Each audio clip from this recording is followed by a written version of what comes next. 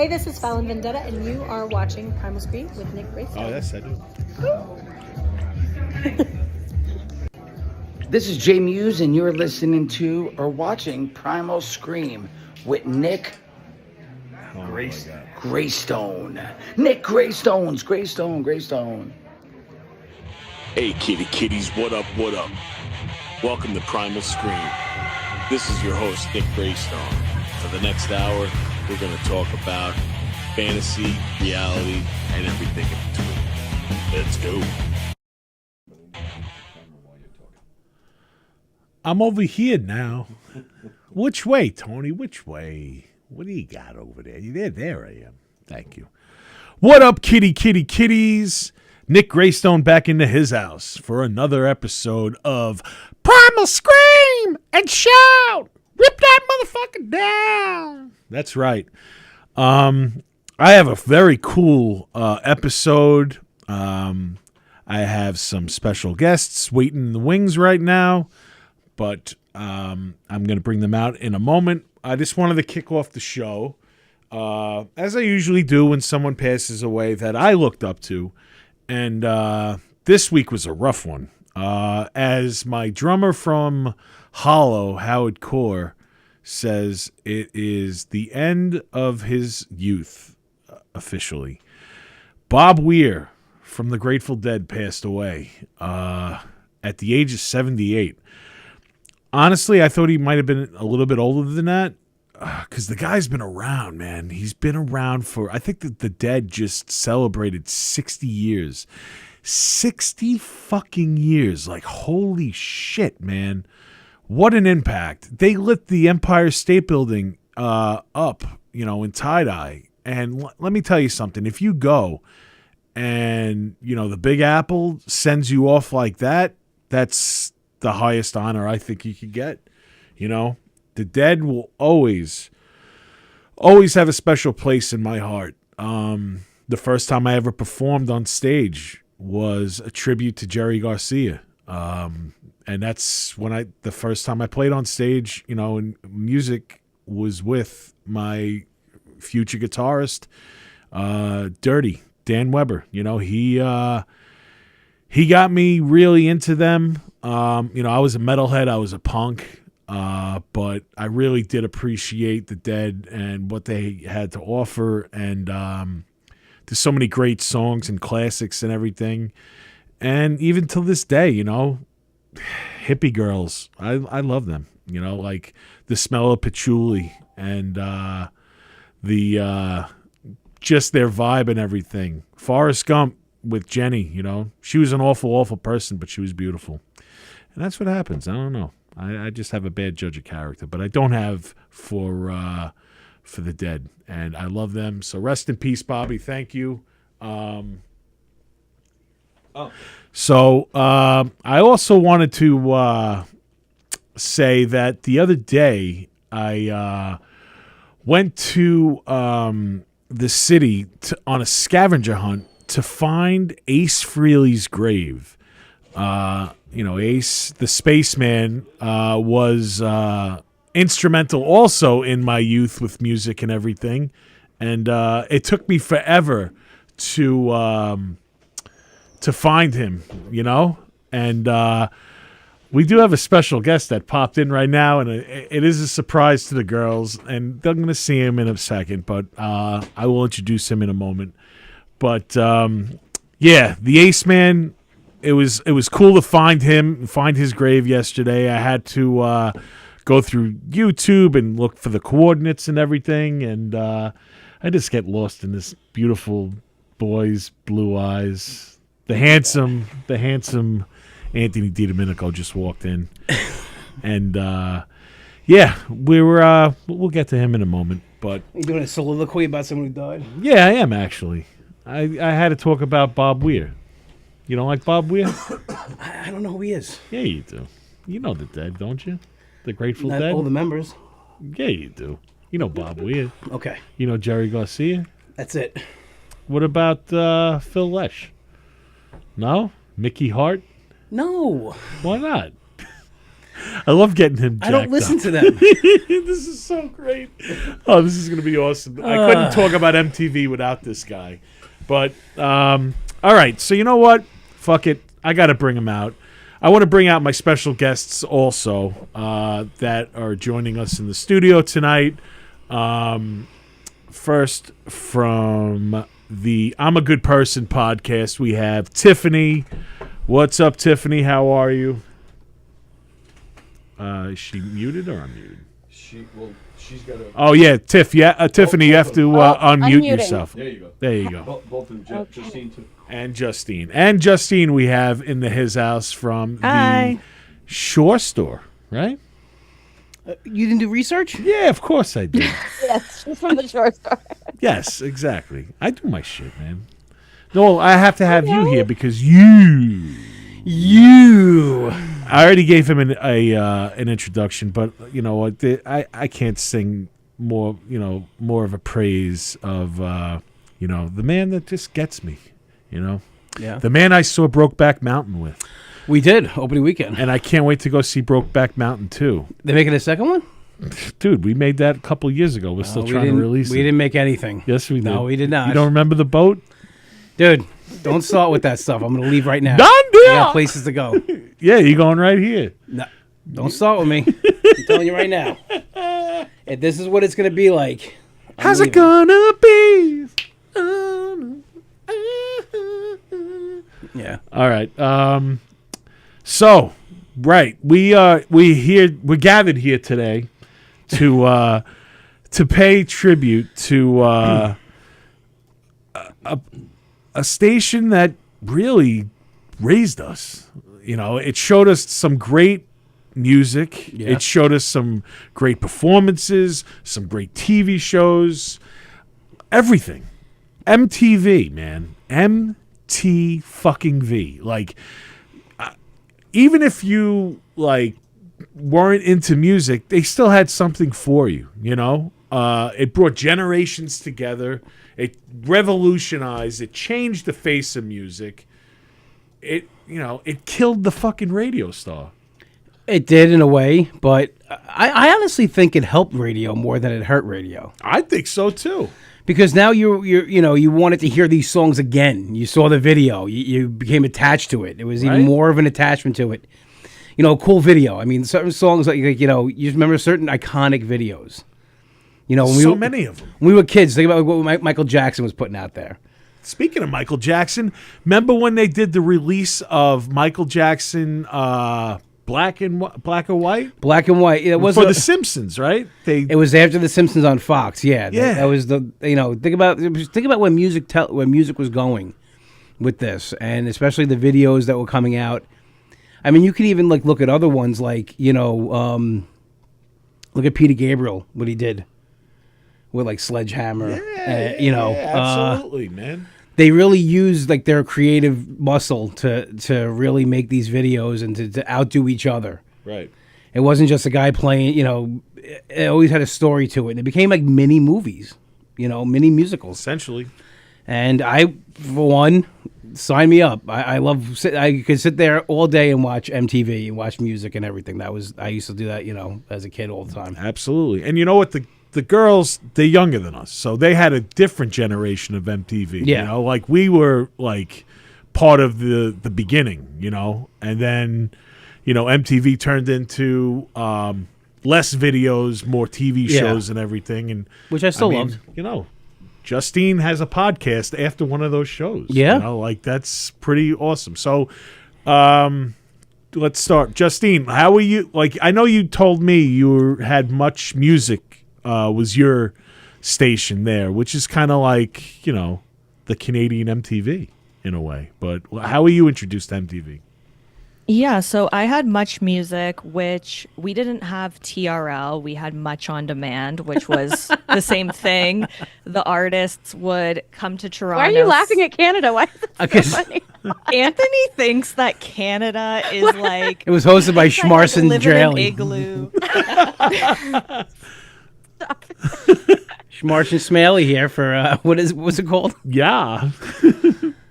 Songs you want to hear, eh? Haha. Don't gang up on my girl, okay? Come on, I can't help it. No, but Much Music the was cool too. You know, like Yeah, they the had a artists lot would of. come to the studio. Yeah. They would have their music video countdowns. But I also had MTV Canada, the channel, and that's how I watched, Laguna Beach, The Hills, Jersey Shore, of course. So I had the best of both worlds. All right, cool. What about you, Tiffany? What was your introduction to MTV? I remember MTV was always in my life. I have older sisters, and I grew up in the late 80s, 90s, so I was a latchkey kid, and so the TV was on a lot. So I can't even tell you. Like MTV News, like I remember there would be like breaking news on all the time, the big stories. Kurt Loder was always in my living room. Kurt Loder, man. Kurt Loder. You know, he's almost 80 Yeah. years old now. That's right? depressing. That is That's insane. crazy because the 80s were like 20 years ago. It was wild. Time goes. No, it's more like 40 right now. Yeah, I mean, it's Unbelievable. Speaking of breaking news, I remember to this day vividly. I got home, me and Barry, we walked to his house. We turned on MTV like we always did. Breaking news, Nirvana, Kurt Cobain found dead at 27. Fucking rocked the world. Kurt Loder, man, just unbelievable. Like those breaking news things, that's... I found out about O.J. Simpson the same way. Like On when they MTV? arrested him, it was MTV News. Tabitha Soren, Right. she was I great. love Tabitha Soren. That interview with Tupac. Yeah, That was I mean, great. You think about what they did. They broke down barriers, like with news, like and bringing actually real world issues into your, for kids, teenagers, young adults that wouldn't be paying attention to that stuff. You're and, right. They there was a lot of information, but they made it entertaining so we could follow along and had people that we could relate to. They had a lot of you could talk to your parents about stuff too, because it would go into their world and they would bring the news and stuff. And yeah, man. Speaking I of remember when September 11th happened. It was like I was watching a lot of yeah. MTV News. That was like really, really big. And they were interviewing, like you guys just kind of said, like people that were younger and had a different perspective than like some old shitty white guys on Fox or whatever the fuck you would be watching otherwise. I agree. I'm a shitty white guy. Just kidding. What would and then? Oh my God! I just had a thought in my head about something about the news. No, Well, I'll tell you one thing they did Go ahead. that was probably, as far as our generation, one of the, not picking a side here politically, but one of the most important moments, I think, in politics. They had Bill Clinton on MTV. He did Rock the Vote. Yeah, they started the whole Rock the Vote thing. And I really think that's one of the reasons why he won that election is because of the young vote. And playing the saxophone. All these things he did. But I'm saying he got on MTV and he spoke to I think it was the first politician that I actually saw speaking to 18-year-olds that were about to vote and everything. And I think that's where it really, was different. He's on MTV. This is a guy who's about to be, going to be president, and he's running for president, and he's taking time to speak to the youth of America. I think that was a big, big moment in the last 40 years. That's why you got blown, dude. Well, that too. Yeah, I mean that's. I'm sure she watched MTV. That's how that starts. She's like, you know what? I'm gonna suck that president's dick. He's a rock in one of star. those MTV interviews, because when I was looking up like fun facts to touch on, one of the questions they asked him was, "Do you wear boxers or briefs?" And apparently that was like this huge moment that he I don't know what the answer was, but he did answer it apparently. Who? Bill Clinton? Yeah. He probably is freeballing it. He's always taking probably his shit off and throwing it in the corner. My Bill, nephew, what my are you nephew doing? Rocco. Yeah, free balls. Hillary fucking finding his underwear and a ball in the back of his car all the time. Yeah. What are you doing? So he just started free balling it so he wouldn't get in trouble. Oh, Hillary, I'm sorry.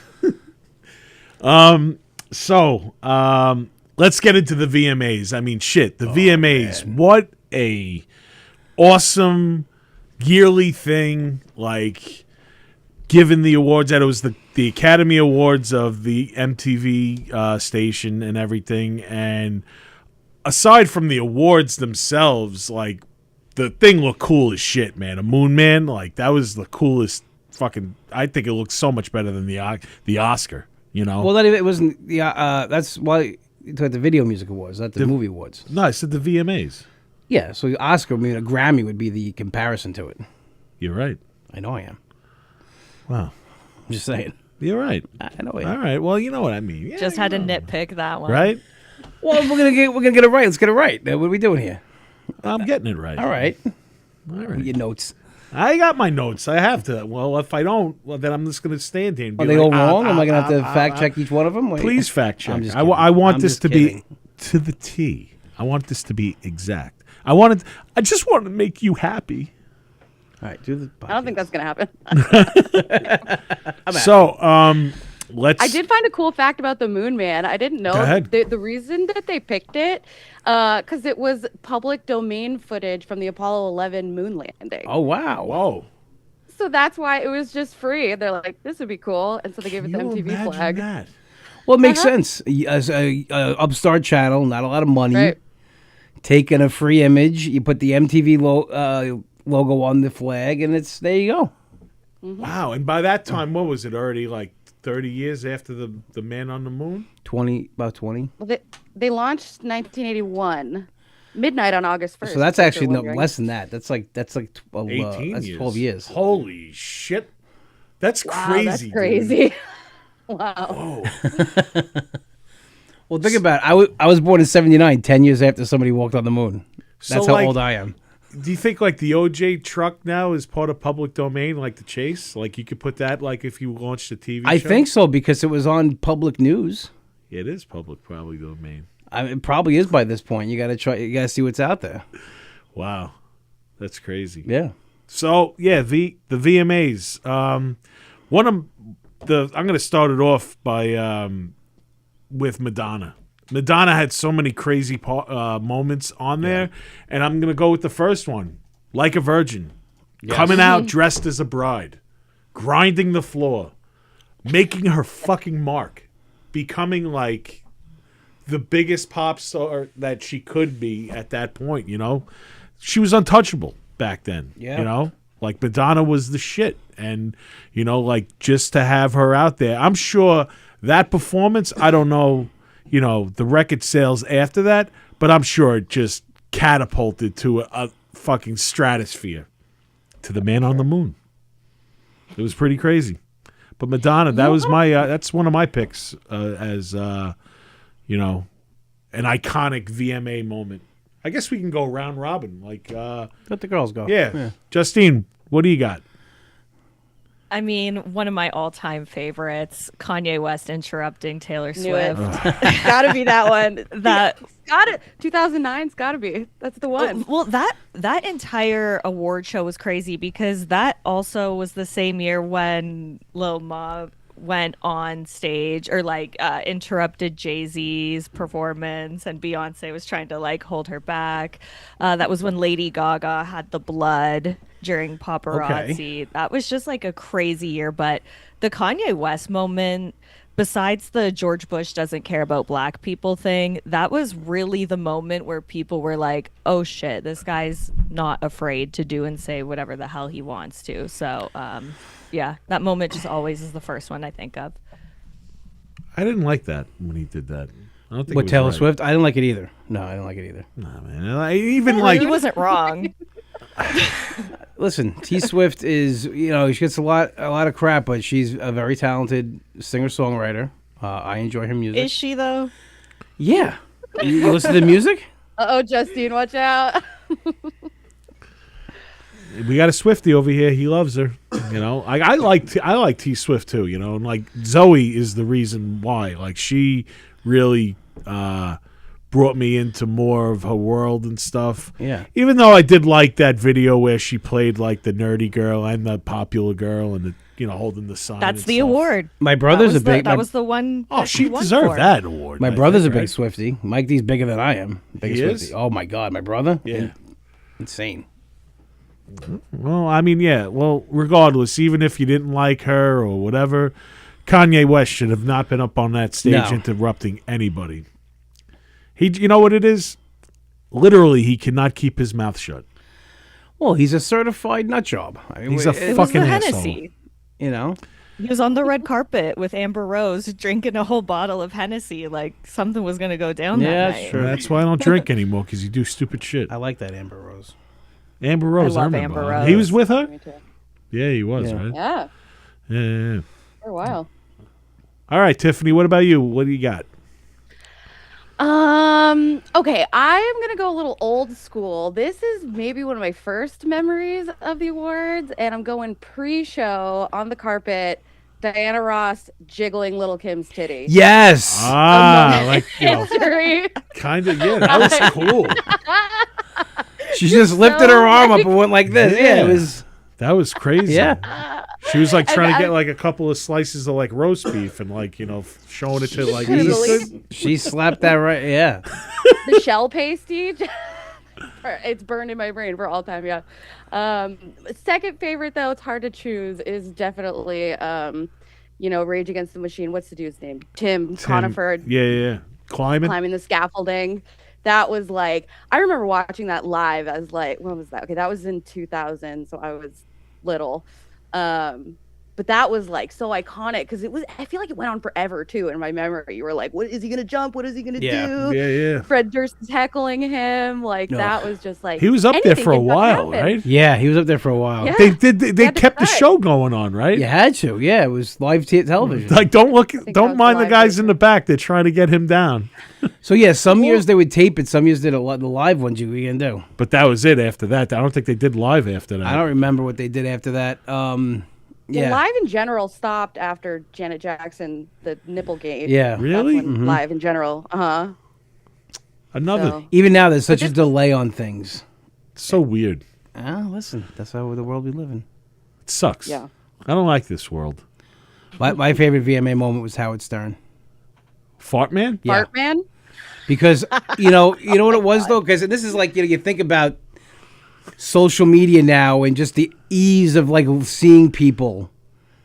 You didn't see Howard Stern. Never. You heard him on the radio. You saw pictures of him in maybe a magazine or the newspaper, and here was the guy I listened to every morning, like going to school. Howard Stern, like it was like and I'm a huge Howard Stern fan. I started listening to him back in '86 when he went to K-Rock. I was 7 years old. My dad would have it on the radio in the morning, and I became hooked on Howard Stern. Like, and every morning driving to school, my dad had it on the car. And seeing Howard Stern in person, like on TV, like it was a big thing for me. And that's you take it for granted now that everybody's just accessible and they're there. But Howard was a legendary guy that you didn't really see on television, especially like the MTV. wizard. Yeah, He's behind the camera. and then here he is now doing this crazy thing that he talked about. Like we wanted to do a movie. Yeah. Yeah. When did Private Parts come out? That was after. 97? '97 that came out. Yeah. Yeah, because the that Fart was Man part. That was- was the first part of Private Parts. They showed like the thing. So originally he was going to do Fart Man the movie, and then after that they started adapting the book. He wrote the book, Private Parts, and then they adapted. I think after Miss America came out, they started adapting the book for the movie. And that was also a big moment for you too, because your WNBC. boy introduced him, right? Luke Perry. Luke Perry introduced him too. Yeah. So Talk there he- about fucking. I had like, 90210 and Howard Stern like on the same thing. It was that was like a double orgasm. And Luke Perry was actually on Howard Stern after the movie had come out and said he definitely would have done it. Like Howard didn't think he was going to do the movie. yeah.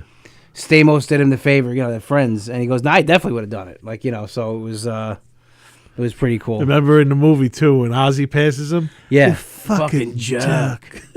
You fucking jerk.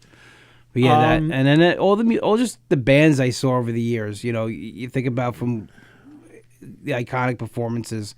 There's a lot of first time I saw bands play live. Was on MTV. Absolutely. Right. Yeah. I'm gonna go throw one in right now. It's actually not a great performance, and it was an imploding of the band. And it's when Poison played the VMAs, and Cece was all fucked up. Yeah. He was in the House of Horrors at that point. It was the House of Horrors and the House of Horrors. That was the house. Talk times. times. So They're looking at us like they don't know what I actually, yeah, you guys, I don't know if you know this, but I actually have a picture of it. Cece DeVille comes out, and he's got like pink hair, and they're supposed to play They're gonna play, Skinny Bop, Yeah, and then he went into Talk Dirty to Me. which they weren't supposed to, and they ended up firing him right after that. Yeah. That was it. That was the end of Poison for round one, and I guess it goes to show you, kids, don't do drugs because it fucks you up. And it will fuck your career up. Yeah, they didn't know he had that. He showed up that day with that hot pink hair. Yeah. And it was like, it was all crazy, and they didn't know what he was doing. Yeah. Well, it was definitely a moment. Yeah. All right, who's up next? Cocaine's a hell of a drug. Okay. Oh yeah, absolutely. He was hanging out with what's her name from Boston. Do you know what's funny? That Bret Michaels was so mad they played Talk Dirty to Me. When you opened for him, he opened and ended with that. Because he ran out of fucking songs. He's like, we're gonna end this like we started it. It's like Bret Michaels was so mad. Oh, what the hell am I doing? Yeah, no, I don't know, man. That was a great time that I did open up for him and everything, and I was looking so forward, but I was so naive. I'm like, we're gonna have Bret Michaels come out and play with us. Motherfucker didn't give it off his bus until he went on, and that's really what happens, Meh, whatever. Don't meet your heroes. You're right. Sometimes they do You know disappoint what? you. I can say I've had nothing but really positive experiences meeting other comics that I got to work with. Everyone was top notch. That's cool. Yeah. I opened up for some real scumbags. I just think comedians are, more, better people than musicians. I've opened up for some real scumbags too. It happens. So who's next? Who wants to? Justine, I think, right? So speaking of drugs, this one's kind of a little more recent, but 2013, Miley Cyrus's kind of cultural shift into the bangers era, where she came out with Robin Thicke and she had the one piece with the tongue teddy bear outfit on. And it's so funny because if you go back and you watch that, it's like, it's really not bad or crazy at all, but everyone in the audience was so shocked by it and like, what the hell is this girl doing? And now every pop star like sings about drugs and sex and stuff, but at the time that was bad. Whoa. Yeah, man. Yeah. Like Robin Thicke like totally like fucked the Hannah Montana right out of Miley Cyrus that night. I don't think it was so bad what she Dry did. humped. What she wore was worse. The plastic underwear? Yeah, That with her squeezed her butt cheek? Yeah. whatever that kind of ass she's got was hanging. It looked like an old man's ass hanging out of the bottom. Just too tight. No stretch. And on she had those. like Bell's palsy too, like with the tongue hanging I don't like out and Miley stuff. Cyrus. She annoys the shit out of me. Oh, to be see, honest. I like Miley Cyrus. No, with the She's tongue and talented. No, but now, just shut up, like and she got that vocal fry. She sounds like the robot from Star Wars. I think it's hot. I love that smoker's voice. No, it's not a smoker's voice. What is it? It's annoying. she had vocal surgery, so it like lowered her voice like yeah. She was on Joe Rogan talking about it actually. Yeah, it's like I can't do it. Did you ever hear her sing? Yeah, she's a good singer. But her whole everything else just I can't stand. She I did can't Photograph with Def Leppard. That was sick. The only Miley Cyrus I like is Party in USA Miley Cyrus. That's it. Thank you. Yeah. I was like, throw that on. I'm fucking karaokeing that shit every time. Yeah, Okay? I'll sing that all day long. But like everything else about Miley Cyrus, I'm sorry. I go on a rant about it. But Really? What about that Flowers tune? I can buy myself flowers. No, because it's like That's a jam. it's like making fun of Bruno Mars. I think, right? Or something like that. It's like a Fuck I don't Bruno know. Mars. Do you remember what Artie said about? He's like, I met a guy, a Bruno Mars fan in the bathroom. Yeah. Gave a good hand job.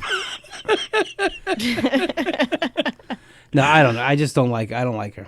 No? I don't like it. No, I don't like it. All right. It's okay. Can I bring that randomly? I think you'll appreciate this. Please. Nick. This Tubi movie that I showed Justine too is called Dahmer versus Gacy. I heard about And that. Steven Adler jerks a guy off in a bathroom for Does like an he 8 real? bubble. I Yes, think that's he probably does. really his true favorite, too. But his favorite scene, if you saw that. It is. Yeah, then he gets like butt fucked to death by a Dahmer. Yeah, I'm that's pretty his- sure. Who? Steven Adler? Yes, Steven Adler. Really? Well, someone's got a movie tonight. Someone's Right? watching a movie tonight, right? Yeah, hell was, yeah. Can't wait. It's like a D list. It was hilarious. Yeah, watch it. Steven Adler. I sent Justine a bunch of screenshots. I couldn't fucking believe it was Did they happening. film it at the whiskey? No, it was like Echo Park or something. It's still Southern California, but it's like Silver Lake, some shit like that. I'm so jealous. I love the motherland. What's the motherland? She lives in the motherland. She lives in L.A., dude. That's the motherland. That's the motherland. You don't know? Me and Come on, Anthony you have know. debated this. What do You you live- think the you live in the motherland is? motherland. No, I don't. I live in New York City. I live in New York City, Long Island, first of all. New York. It's not the motherland. It's the city that never sleeps. L.A. is the motherland. So that was not. LA's fine, but it ain't home. New York's home, but it ain't mine no more. New York, I think, is the center of the universe. You That's do? What I think. 100%. You gotta live, man. You gotta leave. Come I back. want to go to California. I want to go see the 90210 house. You want to go with me? Where is it? No. Why not? It's in it's Beverly Hills. Oh, it actually is in there. Okay. Yeah, the Never Casa know de where they Walsh. say. It's that I give you find the address, but people have taken pictures in front of it and everything. Like I did the Soprano house. I wanna So go see you it. should go do it. Want to go? No, you Come on no. down. I'll show you boys around. There you go. We got Get a out of the cold. tour guide. She'll show us. I'll take you to go see the graves over there. I don't want to see the graves. Why not? Why? So I can take like morose pictures in front of them like you do? With Yeah. The dumb look on your face. Anthony, you're like a snack. I feel like you're not in a bad mood. See, like that picture right there. That's a fucking good picture, man. Next, every picture is it's like he's looking like in the distance. He's like next to every celebrity grave, like It's good, man. he's like paying tribute, like paying respects. Like what's the respect face? You gotta like squint your eyes a little bit and go. yeah, yeah. I like that. Serious face. Look, You guys have to come to Calgary to Owen Hart's. yes, we grave. do. Yeah, See, there it there's is, right another- there. Look, there's the face. dude. That's fucking like a great picture. That could be in the back of like a book. Yeah. That's like the binding. Okay. You don't think? No. Listen. I How don't. come you hate me so much?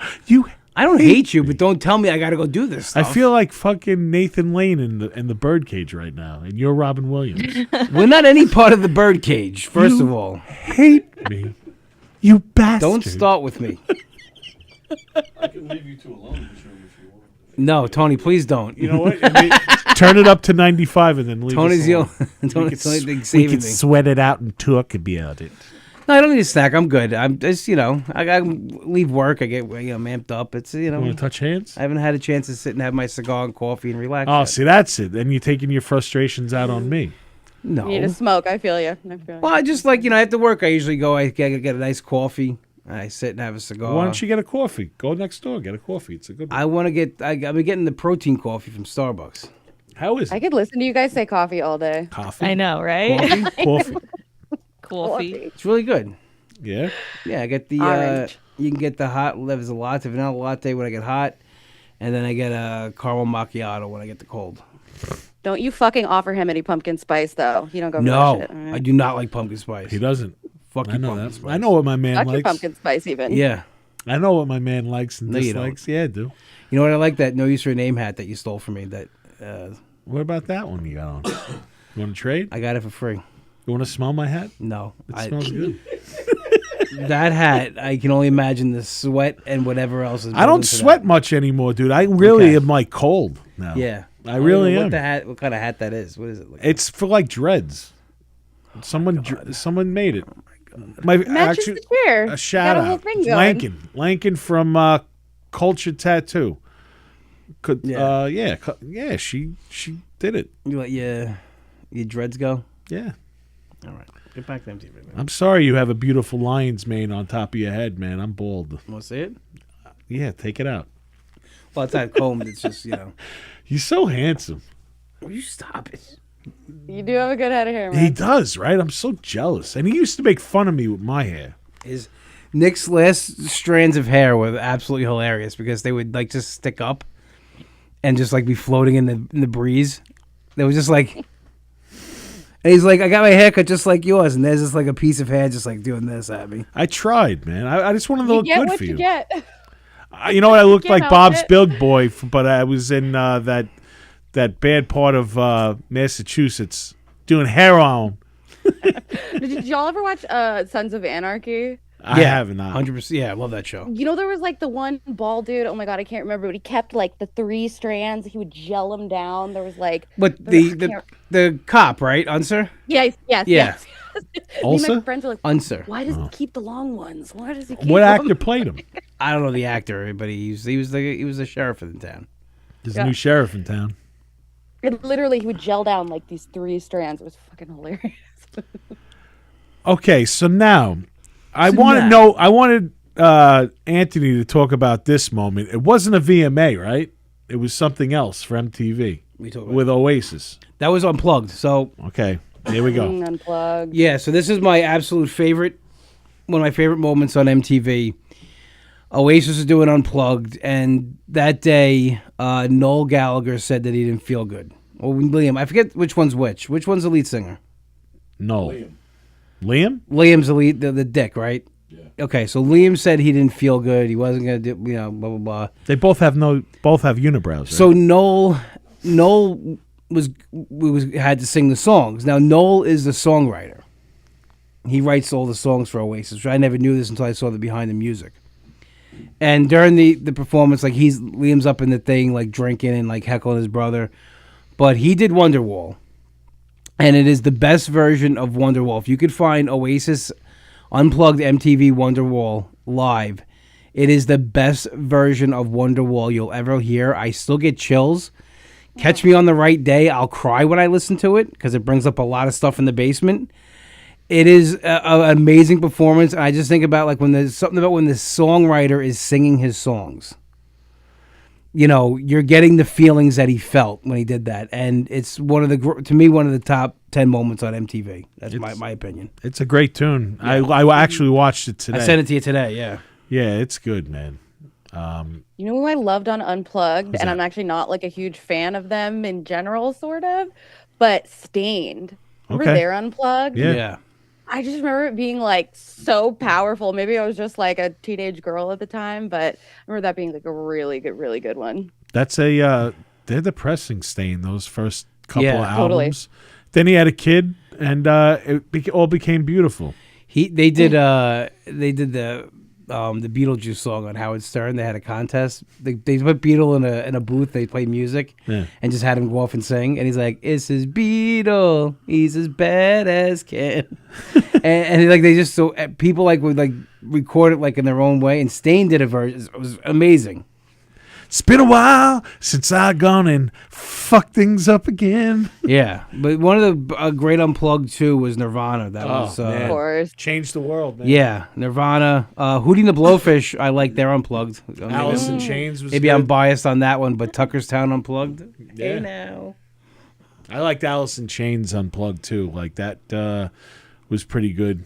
And Eric Clapton doing Tears in Layla, Heaven. Oh my god, and Layla, dude. Yeah, but Tears in Heaven Unplugged. I don't think there was a dry eye in the place. No, that was good, man.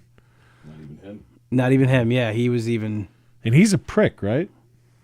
He's Clapton? He's looking to have feelings. And no, he had feelings, but he's like in real life. I heard He he's probably is. a They all dick. are. Is he, Tony? I've never heard that. No. Nice guy. I've honestly never heard either way. I'm a huge Clapton guy, but I've never heard either way, to be honest with you. I got a little trivia, useless trivia, because MTV Unplugged became such a big deal. Who was the first one to release an MTV Unplugged album, and which started the whole craze? Kiss. Nope. Mariah Carey. Nope. No. Paul McCartney. Really? Yep. When little does that? Useless trivia today. 91, something like that. Really? He was the first one to release an MTV Unplugged I didn't album. even know he did unplug. I didn't know he did one either. Fantastic. Really? Oh, yeah. Well, Who it's the Paul hell are McCartney. we? Mariah Carey's Unplugged was great Oh, too. dude, that was what is that song? The Jackson 5 tune. Yeah. I'll be there. I'll be there. Oh man. Comfort you. And then Emotions or whatever. You got me feeling emotions deeper than I ever before. Ooh, good background. Can we talk about Mariah Carey having Sure. a full mental breakdown with the ice cream cart on TRL? Because Oh yeah, that's watched- awesome. I watched that shit live. I definitely remember that. That was insane. Bring us through it. What happened? Well, okay, it was she just like busted into the studio, like it was obviously live. And so Okay, yeah, it was July 2001. She made an unannounced appearance, and yeah, Carson just didn't fucking know what to do. And she came in a big T-shirt. She was promoting Glitter, which was supposed to come out on September 11th. Side note, but yeah, and then she had like this ice cream cart, and she was just like, "Everybody, have some ice cream," and they're like, "Oh, please get off the stage. You're scaring everyone." And then she went into rehab, and then she came out as bipolar like after that. Wow. That's what happens when Derek Jeter jumps you. You can't recover. Was that around the time? No, it was. They were dating during the first World Series run in '96. Oh, that was right after the Unplugged. Yeah. Then she got plugged.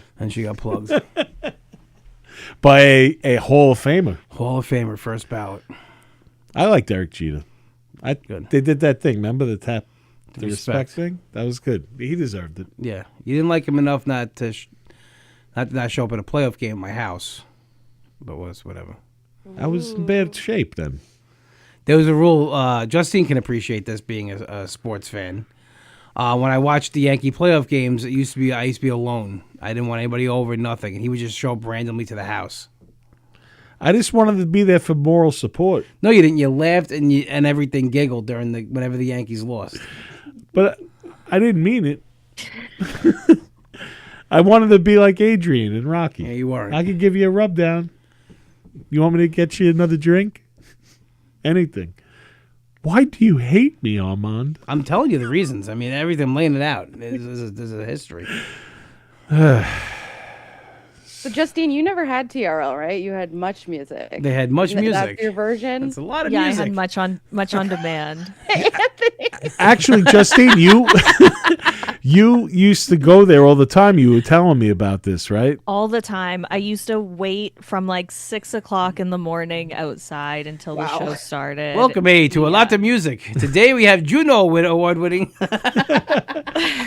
What? It was an all Canadian artist. Okay. It was awesome. It was. Yeah. Mucho Like, music. who'd you see there? I saw Hillary Duff. I saw Mary-Kate and Ashley. I saw Good Charlotte a few times. I saw Angels and Airwaves. That's where they pulled you up, right? And you talked to Tom? Yeah, I'm on. You can find it on YouTube. I got to ask them a question. Really? So cute. Times, yeah. How old were you then? Like 17. Wow. That's Yeah, crazy. good That's times. awesome. Speaking of Unplugged and MTV and getting my brother, Mike. Dashboard. If you watch the Dashboard Confessional Unplugged, you will see my brother. That one. You may see my brother multiple times through the episode, and on the CD, you can hear his voice. It's laughing. You've heard it. No, the Gracious. Oh, yeah, right. Too late to be great. It lifts up like that, and that's exactly how he used to sing it. You've heard it before. Yeah. It's my brother's voice. That was awesome. You see him multiple times in the Yeah, video. my brother's throughout the whole thing. He's on there with and he said like it's funny because I wanted to go so bad, but he's like, I couldn't get a ticket. I just random. They got 3. He went with his girlfriend at the time in Brannigan, and Mike's like, "You would have been miserable." He goes, "I had to sit Indian style." He goes, about 20 minutes in, he goes, "I was numb from the waist down." His legs fell asleep. We wouldn't have made it. No, we wouldn't have made it. They would have like sprawled through the crowd or whatever. He was We'd like, been "Why can't I laying. sit on the thing like the other people?" They made him sit Indian style. He goes, his legs just felt numb. We would have been laying on the floor. Be like, Yeah, what let's happened to those guys? Like when we took the girl out in the mosh pit. Oh God, yeah, that poor woman. Poor woman. Sitting like he was in the Titanic submarine, Anthony. Yeah, so what happened was we were at we went to a Me First and the Gimme show. Yeah, he was sitting like he was in the submarine there. We went to a Me First and the Gimme show, and we went to go open up the pit, and we grabbed arms, we linked, and we started spinning, and we tripped, and we took out like 6 rows of people, and when we got up, there was like this little small, probably like she weighed like 100 pounds, just underneath us like this. We're like, "Oh my God, are you all right?" She was fine. That just had the Twin Towers fall on top. Yeah, very of her. resilient. She was very resilient. And we only probably did like what 1.5 revolutions. I guess so. Yeah, it seemed longer, but I don't think it was that much. It was probably in slow motion too. Yeah. It was just like, what are these 2 fucking guys doing? Oh my God, it's coming! It was like hitting a strike in bowling. It was just like It was like the drums in fucking in the Phil Collins. Too. yeah. and then we broke someone's poor legs. It was We didn't break any legs. She was fine. She was hurting, dude. No, she got up. She was fine. I want to get back to another VMA moment. What that didn't air, but it was happening backstage, and that is when Axl and Tom Petty were on stage and they were singing "Free Fallin'." Guns N' Roses at the time were huge, and Vince Neil, who wasn't on the show, ended up showing up to the VMAs because he knew that Izzy Stradlin was going to be there.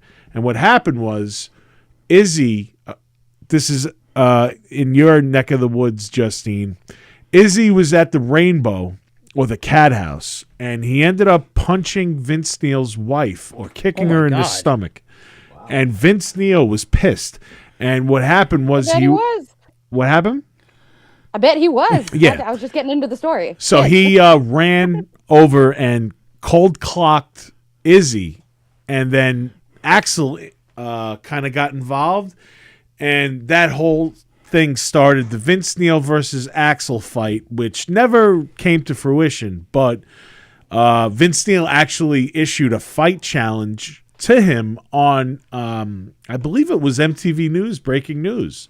And he's like, wherever you want to do it, man. You want to do it in front of the cameras? You want to do it behind the stage? Whatever you want. Really? Put up or shut up. I think I remember that. Yeah, it was huge, man. Motley Crue and Guns N' Roses were huge at that point. Yes. And they never fought. You know, it was back and forth, bullshit talking or whatever. And honestly, I don't even know who would have won that if they fought. Vince or Axl? I don't know. I don't know who I'm taking. A young Vince Neil. Yeah. That's it right there. He's wearing his A&M hat, and he doesn't look too macho. Neither one of them do. Well, Axl, yeah, no. Axl looks like Teen Witch. I'm gonna be the most popular girl.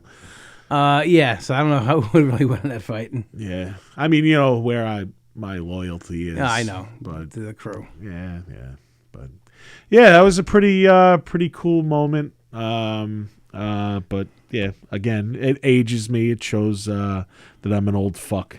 I think it's nice. We got you're getting perspectives from Justine and Tiffany or That's younger why I than like us. it. Yeah, they're giving us more of the 2000s, kind of. I could throw a 2001 and 2 right now. We can. We watched it then too, but I'm saying it's just different genres, and even the Slim Shady, man, the hundreds of Slim Shadys. Yeah, iconic. That was sick. That was great. Eminem kind of changed the game when he came out. Everybody, everybody. And he did it so fast. Yeah, and that moment when everybody was on the streets in New York City, huge, and they came into that venue, lit it on fire. It was insane. And then especially calling out Christina Aguilera, right in front of her. Durst. Right in front of her, he said it. He told Moby he was going to punch him in his face. I mean, it's just it was. Talk about amazing. A guy that can say anything that he fucking wants. He did. Never he got away with everything. He did. He absolutely did. He even, I watched, I don't know if anybody have seen it, but did you guys see the Stans documentary? Yes. No. Mm-hmm. Dude, you should watch it. It's so in the dictionary right now, it's an actual Oxford dictionary. Stans is a super obsessed fan of somebody or celebrity or whatever. Obviously, it's from Stan, the song that Eminem did back in the day. And it basically talks about his rise in order and stuff, and how he dealt with it has parasocial relationships. Right. So he has his fans there. There's super fans, and then it has him. How fast it happened.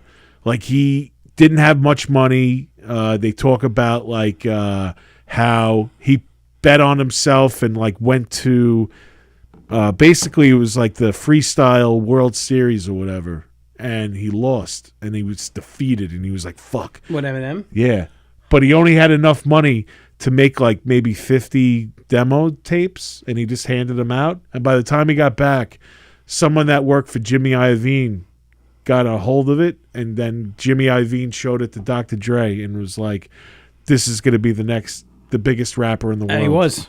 100%. And he was. And I think he still is. And you talk about Dr. Dre, like, too, like MTV, that whole East Coast, West Coast feud happening on music television. Yeah. BAT, the awards. Look, I got Biggie and I got Tupac. Oh, wow. There you go. So you're about peace. Coming together That's right good. in my body. I love that. Yeah, no, I mean... We talked the way I almost crashed my computer 10,000 times downloading Eminem freestyles from fucking LimeWire. I can't even tell you. I listened to all that shit, all grainy and stuff. LimeWire was crazy. Yeah, Napster. And it would be like freestyle.exe/ whatever. Trapaholics, real trap shit. Back in the day, everyone thought that AOL Metallica. sound? Yeah, right. The dial-up sound and everything. The door opening that would be in it sometimes. Everyone thought that Metallica were fucking bitter dickheads and saying that Napster was bad or whatever. But it totally changed fucking music the way that it's distributed now and everything. Yeah. They were right. Ahead of his time. They were right, too. They were also bitter about it, though. They're still bitter and shit, I mean...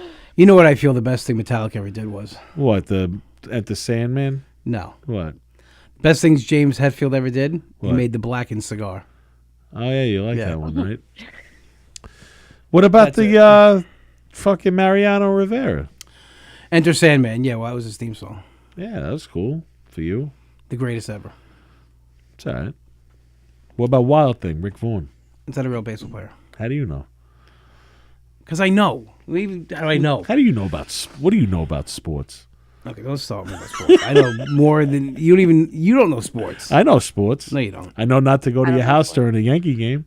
Justine knows sports. I know she does. Congrats, Justine, on the Bills win, by the way. Thank you. You think I'm very nervous for Saturday. Who are they going against? Denver Broncos. Please beat Sven's them. Team. Yeah. I hate the Broncos. I'm not a fan of the Broncos either, and I'm rooting for the Bills hardcore. I want the Bills to win it all. I hate the Broncos this week. You know what? If anyone deserves it, the Bills do, man. They've been to the big show a lot of times, and just never did I just think Josh Allen's Superman, and he's going to pull it out again. There's nothing that you watch these games and you think they're out of it, and all of a sudden he just pulls something out of his ass. It's amazing. Yeah, for someone who got 0 offers to go into college. Yeah. And he wasn't even supposed to be in the NFL, and now he's like the biggest superstar. His story is just unbelievable. I love it. It That's really a is. storybook story. Deal. No, he's I'm a Giants fan, but I root for the Bills come playoff time because Giants haven't been in the playoffs in a long time, and my brother's been to the games a couple of times. He goes up to Buffalo. And he said it's an insane atmosphere up there. Like it's just like it's a huge party, and some of his best friends are Bills fans. So, we all pull for him, and I'm pulling for him now, and I would love to see them, knock out the Broncos and head to the AFC Championship. I have a cousin that used to live in Buffalo. I don't know where he is now. I think he lives in New Mexico somewhere or something. But he went to the 4 Bills Super Bowls because he was a diehard Bills fan. So the first one's the only one I care about. Last time the Bills won on the road playoff game, besides what they just won, was when they won the 92 AFC Championship to make it to the Super Bowl. And also the last time the Blue Jays were in the World Series, the Bills were in the Super Bowl. So I'm hoping that history kind of repeats itself. But obviously I want the Bills to win a fucking Super Bowl, but maybe the opposite. Blue Jays lost the World Series, Bills win the Super Bowl. Yeah, that's what I'm hoping for. I can't root for the Blue Jays. I apologize. That's a bad. I get it. Bad I juju get it. there. Yeah. Why? They're in the same Yankees, division? yeah, Because same he's a division, Yankees fan. It's like a I rivalry get it. team. It's like me rooting for the Broncos. Yeah, but you don't really care about sport. You post I like the Raiders. Every Raiders loss, you post like a speech like, I can't get him every time. What am I supposed to do? Well, you didn't watch the game. Yeah, I did. No, you didn't. I did. Please. How can I watch the game, dude? It's expensive. The NFL ticket? It's a lot of money. I'd rather have Spotify. You want to go to your house and find all the useless shit that cost you money that you could buy the NFL ticket for this season? How much is the NFL ticket? I don't know. How much was that hat? Because you put it towards that. $20. Okay. Why are you mad at me? I'm not, but don't say like you like sports. You don't even watch the games, but then like you'll post like just win, baby. Like, Why do you hate me? Poser, you loser. There we go. Thank you. I'm not a... whatever. I'm disassociating from my body. I'm sorry. It's fine. I'm not going to talk for a while now. Why not? Because let everybody else talk. Come on. All right. Can we talk about the Red Man episode of MTV Cribs? Sure. Because that was one of my I would favorite love to talk about moments. Cribs. So, yeah, go ahead. I'd love to hear this. A cultural moment. His house was sick. That's a word for it, for sure. Are you familiar with Cribs, Miss Justine? You have to be, right? Yes, used to watch Cribs all the time. Even watch the revival. They did Snooki's house in the revival. That's right. In Yeah. Canada, it It was was a called part Big of it. Houses. On a lot of music. Then he's being such a dick today. Telling you, Anthony needs you got low blood sugar or something. He needs a Snickers. Seriously, get this man a cigar already. No, but I love that Red Man episode because everyone, some people even rented houses for that. All that stuff's coming out now about how Pimp My Ride's fake and that era of MTV, early 2000s. But I remember watching when Red Man was okay, and you take the wires. This is how you use my doorbell. Go ahead and step over my cousin. He's sleeping on the floor there. This is my box of money on top of the fridge. Whatever the fuck. But I've seen interviews where they're like, is this really where you live? And he's like, yeah, that's where I live. I don't, what's the problem here? And MTV was like, we'll rent you a house. And he's like, why would I do that? Yeah, no, they have some... The Wu-Tang had some cool shit on MTV. Remember the thing when Oh Dirty Bastard went to go get his food stamps? Yeah. What was that on? Was I don't know. A Day in the Life with old... Raps? Maybe MTV Raps, yes. Wow, that was another great show. They had NWA on the back of the work truck, and they were driving them through the neighborhood. Yeah, that was throwing up crazy. signs and shit. Oh my God, that was insane, man. Yeah, Wu-Tang, man, they were great. They Ain't still nothing to are. fuck with. That's what I heard. They are. Yeah. What the hell was the other thing I was just thinking about too? We were talking about. Now we're in that style of music. Why not talk about P. Diddy with that performance? So it's funny. I was thinking about this. We didn't know what we were watching at that point. No, and what was behind it. Right? Well, which one in particular are we talking? We're talking about him coming out with the white suit on. Yeah, I think it was in the 98 VMAs or 99, right after Biggie died. With Sting. Of course. Yeah, he performed with Sting. And he came out we were watching at my house. And I remember we were watching it and he came out dancing like that. And you go to my mother, you go, Mrs. Diaz, I want to dance like that.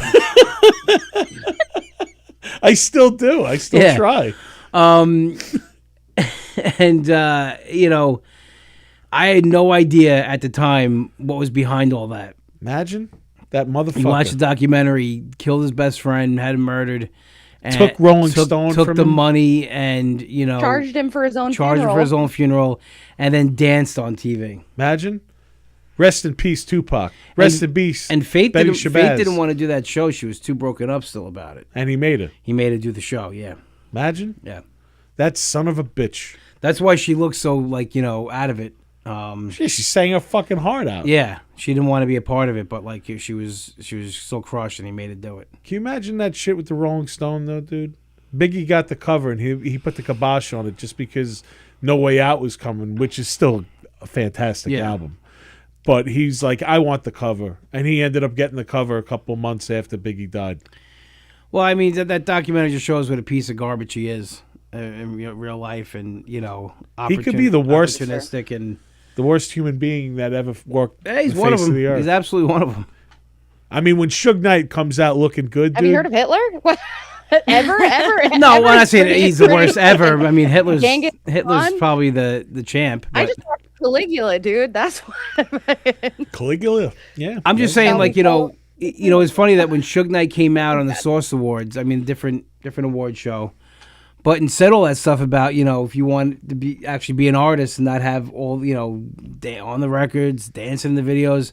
People thought he was just talking trash. He was right. He was telling the truth. I mean, Suge Knight is no choir boy, and he did some fucked up shit.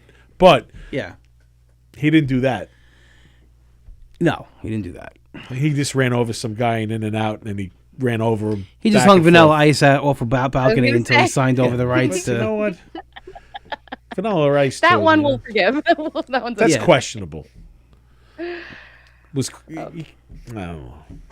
Remember when speaking to bring that all together when Biggie and Tupac's moms met Oh and- yeah, that was and- on VMA. On MTV, yeah. Yeah, I remember that was like a moment. I just got the chills thinking about it. Like really cool moment. Yeah, I mean, because Stop this bullshit. My God. well, everything we're seeing now, it was just senseless that both those guys died And think about it. How old were they? 20 I something? was just gonna say 27. in their 20s. Biggie Holy shit. Biggie was older than Tupac. Tupac was a baby. Pretty sure he's in the 27 club. Yeah. Don't quote me. I should know this.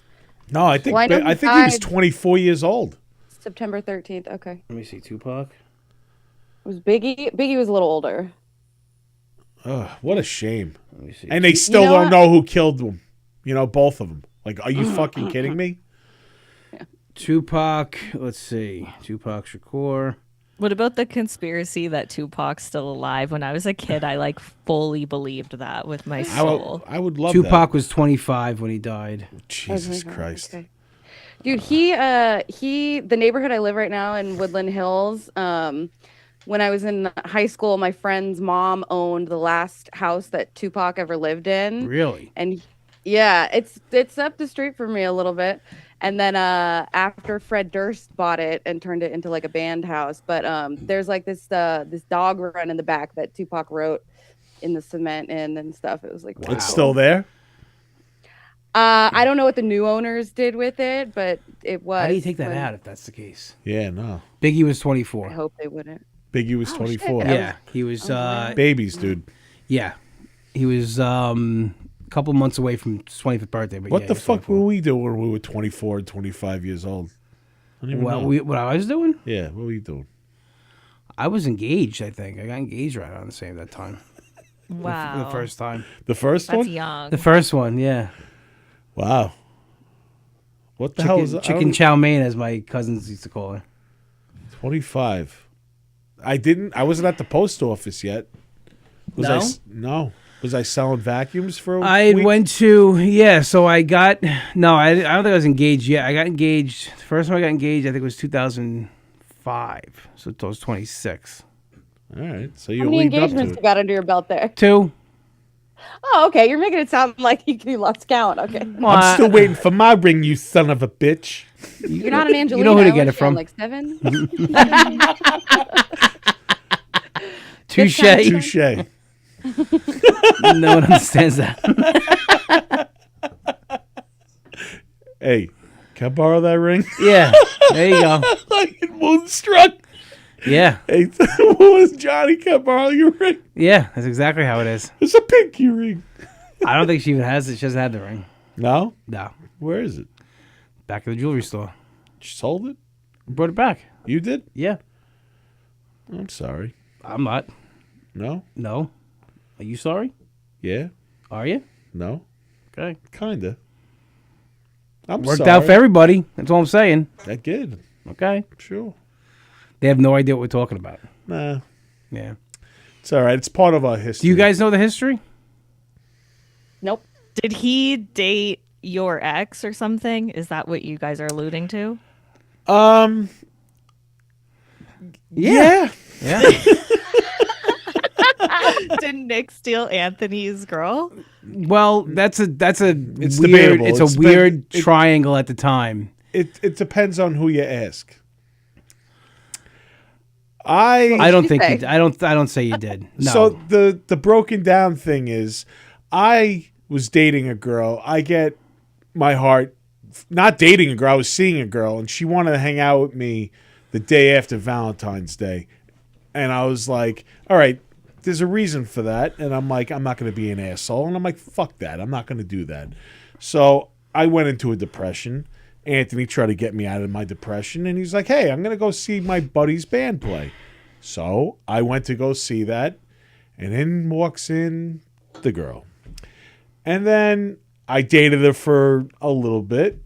And then she broke that off, went back with the other guy. And then she went to Anthony.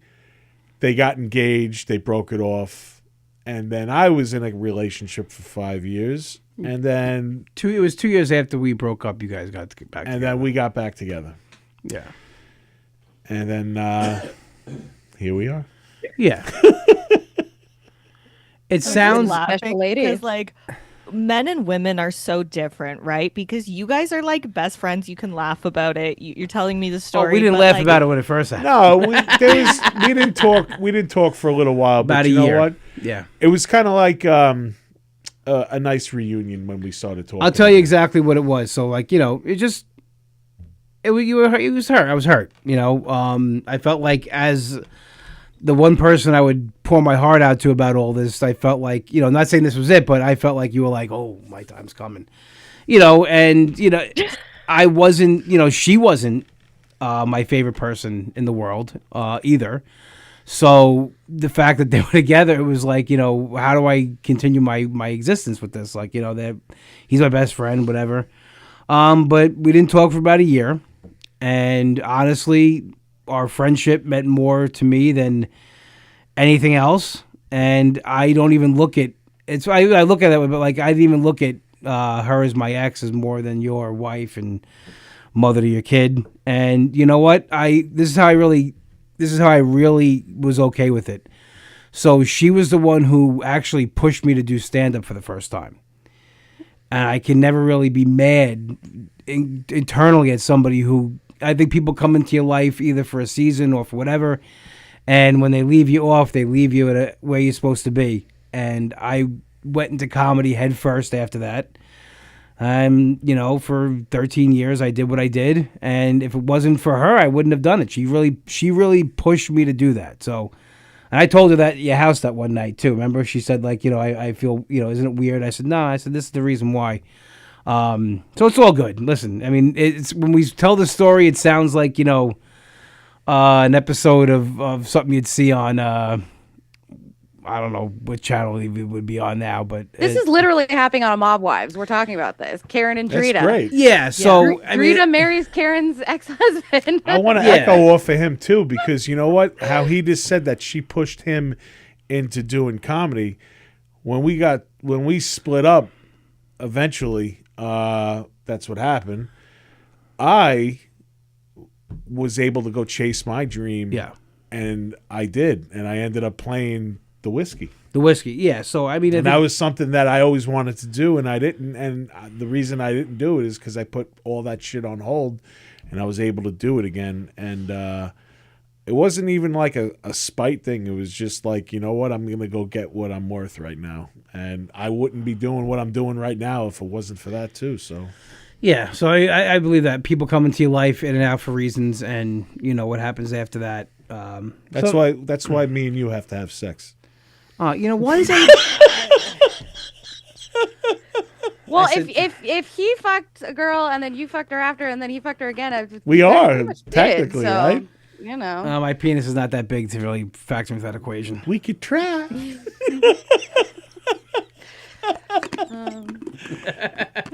the seesaw lady. baby. Is she the one that gave you the John Cena cup, Anthony? No, that's the one that makes me cry when I hear Wonder Woman.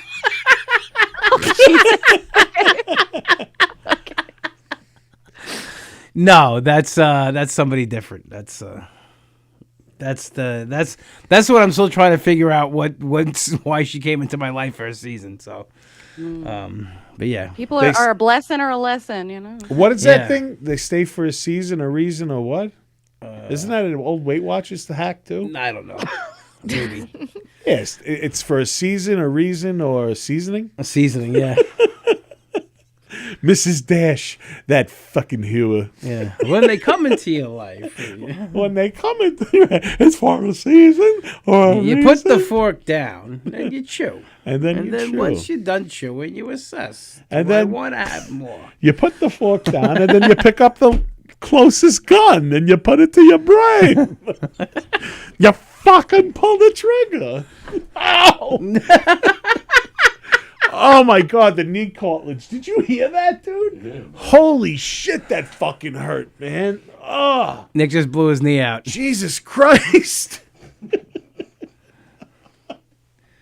Anthony, keep rubbing Because he is old enough to. He was around when MTV started saying that his knees are bad. Jesus, that really hurt, man. This fucking thing is unforgiving, bro. What a host you are. I am. This is why it's Primal Scream. Because I'm letting out the You know, screams. actually, Nick, you reminded me of something. You had like that Guar T-shirt on yesterday or something, right? So I got another fun fact. So they wouldn't put Guar's music videos on MTV, but Mike Judge. Okay.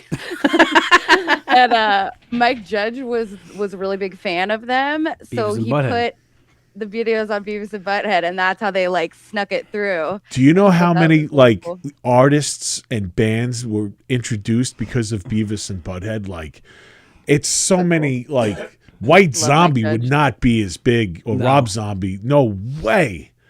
Winger, fucking their career went to hell because of Beavis and Butthead. No, I don't think it was. I think it was there before then. No, Beavis and Butthead totally fucking destroyed them. They made fucking the best friend wear the Winger shirt. What are you going as? Halloween, a wuss? Oh my God, I love Beavis and Butthead. Beavis and Butthead were my come home at 3 o'clock in the morning, fucked up and watching it and laughing my ass off over idiocy and good metal. Yeah. And speaking of metal, the Headbangers Ball, holy shit, introduced me to so many great bands and everything, and just watching that, Ricky Rackman, and later on Jamie Josta, who's also a pretty cool guy who put us on the Milwaukee Metal Fest, so I mean, MTV, man, had so many great things, The VJs, you just remember Jesse? Yeah, Jesse, Jesse Where the Camp. fuck is that? Yeah, I don't know. We met him outside Remember? of Coney Island High in the Village. We went to go Shut see up. Yeah, he was banged up. Yeah, man. we went to go see a show at Coney Island High, and he was outside like talking. He was in bad shape. Yeah, he didn't look good. Yeah. He was He's like, 9 feet tall, right? Oh Yeah, my God, he was like tall, lengthy, Slender strung Man? out. And he's Dude. like, hey, Hey, you guys listen to music in there? Or MTV Spring Break. That was like my Oh, sexual awakening as the a kid. Spring 'cause it was, Break. like, yeah. Oh, they used to have titties the in the bands daytime. playing shit. I wanted to go to college just so I can go to MTV Spring Break. That was my literally. yeah. That was was like, like five, to me, like, that oh looked my like it was God. like the start of like the Jersey Shore. Like, like it looked like kind of like what they were going for. MTV Spring Break was awesome. I used to love that. Sitting at home in the summer, Yes. putting on Spring Break, and like seeing like like, oh my God, I can't wait to be in college and be a Spring Break. And it was like graphic, but I remember Yeah. it blew my mind as a little kid. I was like, all kind of ass out here and stuff. And it's like the lot of daytime. boobies, a lot of boobies. Lots. It was one of those ones I would sit close to the TV and like turn it down because it felt like I shouldn't be watching it. Yeah, sure. You're gonna die. So Much Music did their own version of that, but it was in the snow. Oh my God, in snow Whistler. bunnies, And it was Okay, Anthony, called you can Much laugh at Music this one. Snow Job, and they would have like snow job. Matthew Goodband played, Big Wreck played, Gob, a bunch of people, a bunch of Canadian artists, and it was like a punk festival essentially, and they would have like snowboarders in the background. I like Matthew Good. No, I'm thinking of Matthew Sweet. Matthew Good. What the hell did he sing? What was his big hit? Bears Hello, hibernate in the Time winter, Bomb. eh? What was it called? Hello Time Bomb. was, Yes, like his big yes. song. Yeah. And then Gob, didn't they do a cover of Paint It Black? Yes, they did. For They Star of have this Echoes, song right? called Soda. It's like one of my favorite songs. Yes, of for all Star of Echoes. Remember Star of Echoes? Such a good movie. Holy shit, man. That was fucking, Kevin to me, Bacon. it was one of the best movies of the last 25 years. Like horror movies. God, what a thrill of that. Like it's just like On the edgy seat. Was that the G13 era for us? What do you mean? The medical weed? That was around that time, yeah. We were definitely baked for that one, and really, like, I felt my heart coming out of my chest for that, because that was like a scary fucking movie. So, talk about heart coming out of your chest. We went to go see The Sixth Sense, and I went with Nick, his brother, and his brother sat behind me in the theater. And his brother had seen the movie already, so he knew exactly when to do this. That scene when he's in the room and the box comes out, the hand comes out from the bed, his brother kicked it back on my chair. Oh my God. I screamed and probably leapt 10 feet out of my chair when he did that. Oh my God, classic, man. Oh my God, your brother. Yeah, my brother. Very key and instrumental in the MTV era for me, you know. He's the one that introduced me to all that stuff. Shout out to Matt Graystone. Shout out to Matt Graystone. Yeah, big time. Oh my God. That one of the most scared moments I was ever been in a theater. When There's a moment in King of the Hill where Tom Petty plays the character Lucky, and he's like, did y'all know the worst thing you can yell in a theater isn't fire? It's Bruce Willis is dead. Wait, King of the Hill is MTV, right? No, it's Fox. It's Mike Judge. Oh, okay, Mike Judge. Still Okay. Mike Judge. But wait, he started off in Beavis and Butthead, right? King of the Hill. He was the next door neighbor. No, Those two perverts whacking off from Mache. That's where Hank started. The guy with the fucking. That's not Hank though. That's a different. It's a neighbor, but it's the same voice almost. It's where it started. That's what he's based off of. Yeah. And Daria started on there too. Daria. Yeah. Who the hell's I know somebody who took that as their confirmation name. Daria. We could thank MTV for airing Lisa Loeb's video. I Miss You, and there was my weakness for nerdy artsy girls with glasses. Big time. Yeah, that's where it started. Yeah, I like that. She still looks good. Yeah. You guys like The Real World? Yes. Oh my God. I never really watched The Real World. I was on the board Real World from day one. What about day one? But I loved it. Yeah. You know, I started watching the New York one because obviously, you know, lived here. I thought it was cool that it was in the city that, you know, 30 miles from my house. And then you got to San Francisco. You had the whole Pedro Zamora. You know, it was really, you think about again the impact that MTV played socially. You know, President Clinton at the time said that now everybody knows somebody who is HIV positive or has AIDS because we got to know Pedro. And you know, at that time, you know, a lot of things are more now. It's kind of bad. I don't know how to phrase it. Like, not that we're just used to it or just it's been around so long, but like at that time, you know, AIDS and HIV, you know, we really got educated about it when Magic Johnson tested positive in '91. And then now Reagan famously wouldn't even say the words on TV. So I mean, it was they didn't know what was happening, what was going on, and then Magic tested positive, and then we had The Real World with Pedro on it, and it was just, you know, it brought things into the forefront, and people got educated, and you know, started practicing safe measures to avoid this. And MTV again, it was groundbreaking for that. Yeah. Didn't they have the Freddie Mercury tribute show on there too? I'm pretty sure they did. Did they have that on there, Tony? Or was that a pay-per-view? I think that was on MTV. I don't know. Yeah, I'm pretty sure it was. As the Real World went on, it became more of like, you know, a circus act and this and that. But I watched it. Yeah, you watch them all. Isn't The Miz on there? The Miz came from Real World back to New York, the 10-year anniversary, and he was the Miz. Miami season. Oh, really? He came back as the Miz? No. When he was on the show, he was the Miz. That was his wrestling character, the Miz. Like he always had that character. Building it at the time. He made like a cardboard belt, and he was like, I'm going to be a wrestler. That's when he would like started it. Wow, talk about manifesting your dreams and man. like doing it from the beginning. That's respect. He would walk around the house as the Miz. That's fantastic. I love that. And then The like Miami season with Ruthie and Tech, where Ru- Ruthie almost died. drunk Ruthie, that was driving. Hawaii.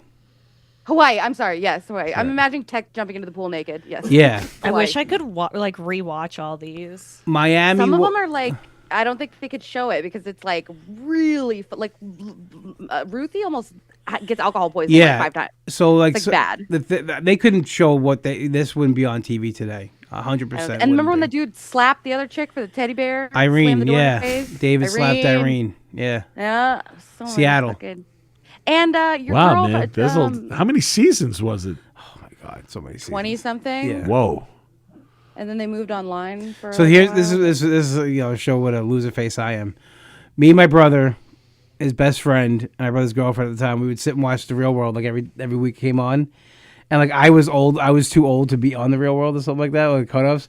So like they were gonna send a tape in, and we were like planning out like if someone got on, like when we go visit, what kind of thing. Like it was just. So my brother acts like he's too cool for school. He did all this stupid stuff where I did too. So. Nah, it's all good. And what about Jackass? That's where Jackass came Jackass. I mean, Yes. Tom Green. Iconic. from. So you think about this time, you have Tom Green, Jackass. Tom Green show. Yeah, Andy My favorite Milonakis. show. The Tom Green show I is the love best. Andy Milonakis. Yeah, and they also what else? Dennis Leary started off on MTV. And Colin Quinn. Yeah, Adam Remote Control. Adam Sandler started on MTV. Yeah, Remote Control, Yeah. right? Remote Control. You go out on the street. I used to watch that all the time. Kari Warrior. Yeah. You know? Liquid Television. I used to watch that when I was little. Celebrity little. Deathmatch. Celebrity Death. I just met Carl Panino, I think his name is. He was the creator of Celebrity Deathmatch. I loved Celebrity Deathmatch. I mean, these things are. I mean, MTV got away from the music videos and more television stuff, but even their TV was. It was cool. Awesome. Yeah, The Head. Yeah, was weird.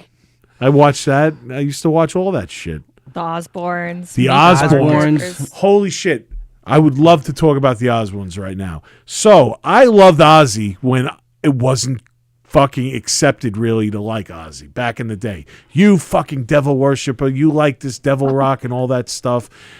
Fast forward fucking not even 5 or 6 years later. Yeah. And this dude's a household name because of the Osbournes and MTV. Well, MTV kind of brought Ozzy back into the mainstream. When he came out with Mama, I'm Coming Home. That was it. That video, because I remember, like, I didn't know Ozzy Osbourne really, but my mom knew the history of, like, he bit the bat, and they were talking about it.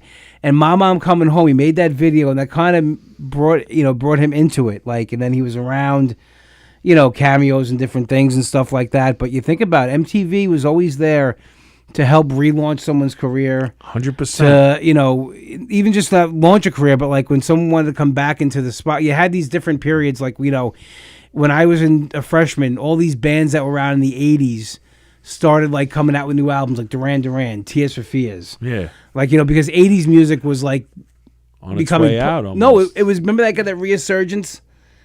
Like 80s, it was like that CD, like the commercial. 80s now. Like, totally 80s. And people started getting back into 80s music again, so these bands started releasing albums. And then after the boy band stuff, like these people kept coming out like solo albums, like Joey McIntyre and Jordan from New Kids on the Block. And MTV was totally instrumental. MTV got all behind all that. When ska got popular. You're right. They got behind that, and like bands that we liked, we would call them. We thought they were sellouts for going on MTV, but like realizing now, like I would sell anything out. Yeah, every seat in the house. To see the Bosstones on MTV, to see Rancid on MTV. Huge. These bands that we followed around. You'd be a fool not to, thinking about it, not to put it. And Green Day, look at Green Day. They became the biggest fucking punk band that ever was. Green Day, that's really was one of my first introductions into punk rock music. Longview. It wasn't cool to like Green Day back then. No, it was not. Not one of the circles that we ran in. No. Like, oh, you fucking guys are posers. You like Green Day. Yeah, we like them. Like, I like them. I don't give a fuck. Dookie was one of my first CDs I ever had in my little grubby hands. One of my first ones ever. Yeah, no, it was huge. Fucking look at Ice-T too. Ice-T with Body Count. That was crazy. That era, like when they released that album and that video got Killer? banned. Something. Cop Killer got banned, you know, and it was all over the news and everything. And MTV, you know, they showed it that one time, and that was it. Like, And a deep cut for you, Nick, when what do you got? in Life of Crime, when he plays Cop Killer, when he gets out of the pen. Yeah, It's like the best part of the documentary. I don't like that song. I know you don't. I know. It's not more of, you know, it's not like a cop hater. I have thing. family members. I who are- understand yeah, that. so I do too. Some They're of my almost- favorite people. they almost killed in the line of duty. So My uncle, my godfather is a cop. No, I know. I just you know, it's just It was more of a political statement. when I was younger, I you know knew I don't know. It's just when you grew. I don't know. I became. Look at my father, dude. My father. That's the only album my father said he would not buy me. I believe it. I'm not listening to that. You're not listening to that shit in my house. Fast forward 25 years later, I go over to have dinner, and my mother's like, "Oh, get your father. He's in the other room." So I walk in there, and there he is watching TV, and I'm like, "Dad, dinner. What are you watching?" "Oh, I'm watching Law and Order. It's my show." "Oh, really? Oh, really? You like that guy that's on TV?" "Yeah, he's pretty good." "Oh, he's really good, huh? You know, you wouldn't buy me that guy's album?" And then he told me, "Shut up, boy. You don't know shit. Let's go have dinner." But yeah, like fucking, that's No, your father when he set the law down. That was it, man. You had to listen to. We couldn't John go Jay. see American History X that night. No. And that wasn't even a bad thing. It was Like, showing how bad racism was. Yeah. exactly. He didn't get it though. We went to we were gonna go to the movies, go see American History X. He guilted us. We were at dinner. Mrs. Graystone made us dinner before, and he asked us what we were doing. So Nick goes, we're going to go see American History X. And his father goes, I don't like it. I don't like it one bit. 50 years ago, a man tries to wipe out a race. That's what my son supports. That's what he's about. That's who I raised. And he's like, no, Dad, it's not about that. I'm telling you. So the funny thing about this, too, is the way that Anthony's talking right now, you picture my father. I don't have a picture of him right now.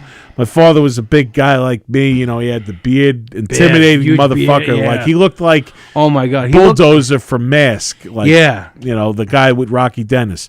Anyway, he looked like he would fucking rip your face off. He just Yeah. had the intimidation, but he opened his mouth and he had a high-pitched voice. So it just didn't fit, you know? It did, though. If you knew the first time you heard it was, you know, A little weird. Mike Tyson? Yes. No, well, Well, kinda, but not without the lisp. yeah, but Same your vibe. father, though, I mean, even with that the high pitched voice, when he meant business, he meant business. Yeah. Like it was just like, First, it would give you the look. Yeah. And if you got past the look, then the mouth you opened. better stay a kid, if you know what I mean. He once told me that he was going to kick my balls up to my earlobes. And because I went out with my brother and I smoked weed and I came back and we were missing for a while. And he said, now sit down and have yourself a snack. Like he was just like, okay, Dad, I had the munchies, so it was perfect. I don't think he knew, but maybe he did. But he just wanted me to cool my jets. But yeah, he told me that he was going to put my balls 3 feet up the other way. Yes, it was. Rest in peace, Pop. Yep. Rest in peace, Mr. Graystone. Good man. Good man. Good man. So did you guys end up going to see American History X that night? Much No. later on. Yeah, much like, later on. Like, Not that yeah, night. we didn't see it that night. It was not. It was. I was, you know, I was cock-blocked. He's like, we can't go now. We can't go tonight. I'm like, why not? He goes, because he'll find out somehow. He'll know. He'll see it on me. Yeah. He'll sniff it out. One of my favorite movies. It really is. Yeah. Eddie Fantastic Furlong. movie. You know what? That movie is not a movie. It's a lesson. Yeah. Really. It is. It's just There's like so many lessons in that movie. There's so many movies that are like that are lessons, you know, like that. Do the right thing, you know, like fucking.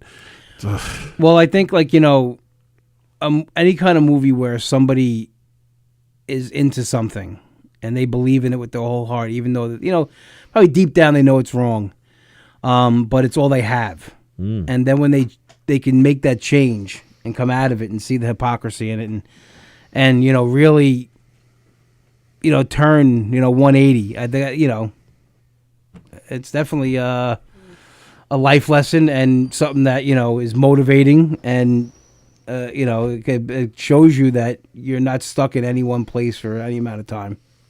And if I can change, and you can change, where everybody can change.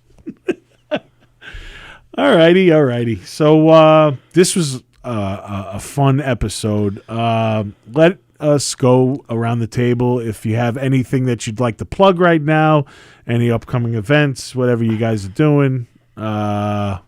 Tiffany, what you got? You can find me on all the things. I'm a Good Person Pod.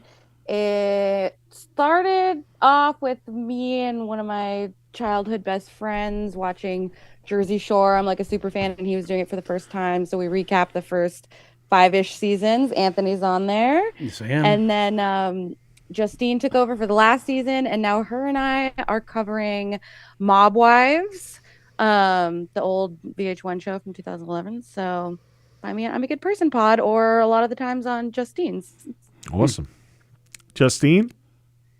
Same. Find me at the Shore Store every Sunday. Tiffany and I. It's released on her feed as well as my feed. Mob Wives season 1 right now.